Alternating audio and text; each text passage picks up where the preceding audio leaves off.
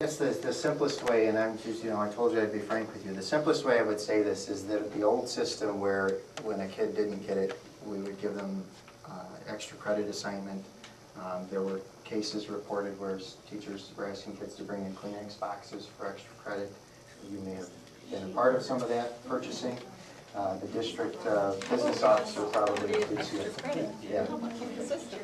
We've eliminated extra credit, but the issue is when you go back to those kids who know it but had the test anxiety and got confused on the test, they could easily explain it to me. The other piece that I would say is in the real world, my boss is over here, and she'll ask me to submit reports to her, and she'll review those reports, and every now and then, not very often. yeah, every now and then she'll send them back to me and she'll say, you know what, you really need to work on this, this, and this, and that is the real world.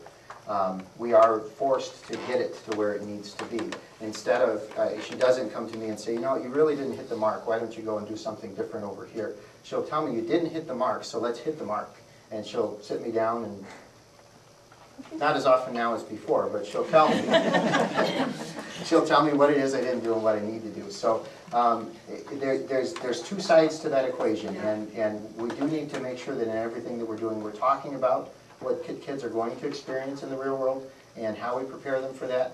I firmly believe that by expecting them to have the depth of knowledge, they're going to be better prepared for the real world than they are right now. Yeah, I can see your point there, but at the same time I can also see, so I'm trying to digest all this, it's kind of like everybody gets a medal.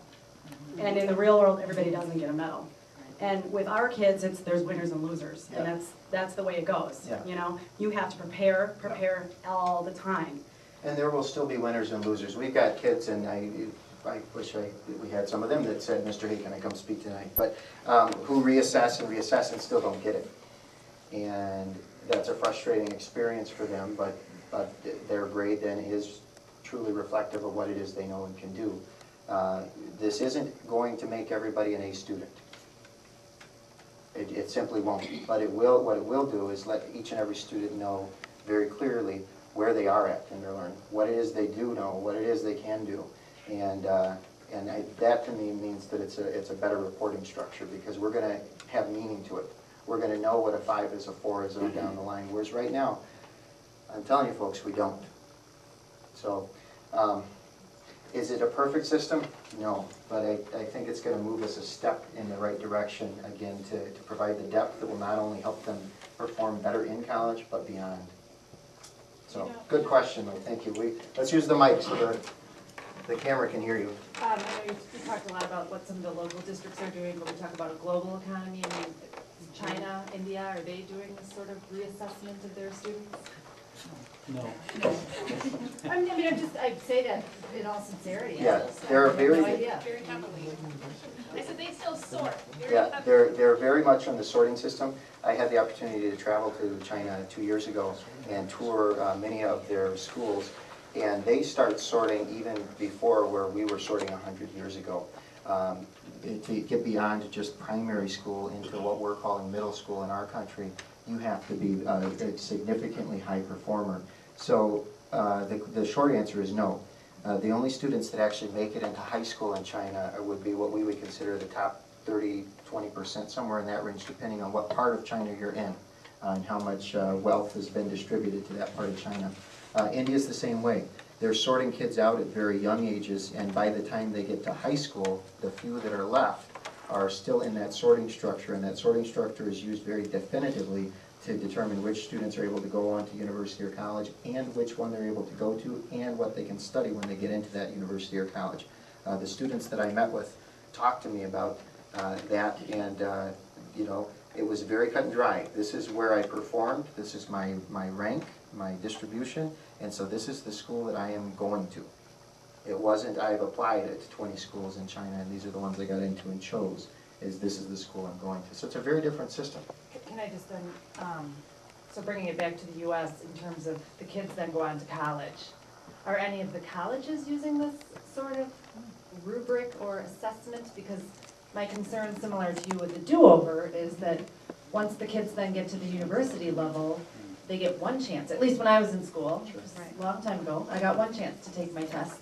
And that was my grade, and then that led to my class rank there, and it led to my career opportunities. So I just, I wonder, not even in terms of the real world, the whole pilot or heart surgeon analogy, but how do these kids fare in college?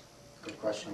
I don't know why I was talking into this when I just realized that. Yeah, you want to travel? Yeah. How are they performing in college, or where are colleges and universities at? They're at the same place we are. This is research that's popped up over the last 2.5 decades that started in England, where they had a very good system, like we've had a very good system, but they recognized the need to change. And so the colleges and universities are a part of our educational community like we are. There are some that have been at the forefront of moving to a reporting structure about learning away from a reporting structure about points. We have one of those colleges in our backyard, Alverno. Now, if you know anybody that's gone to Alverno and you ask them, well, what was your GPA when you graduated, they can't really tell you. Because they moved totally away from the traditional reporting structure. But what they can tell you is the core values of people who go to Alverno, the things that are tied through everything that they do.